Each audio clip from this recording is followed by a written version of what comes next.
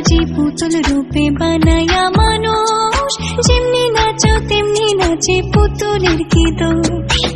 যেমনি নাচাও তেমনি নাচি, যেমনি নাচাও তেমনি নাচি, তুমি খাওয়াইলে।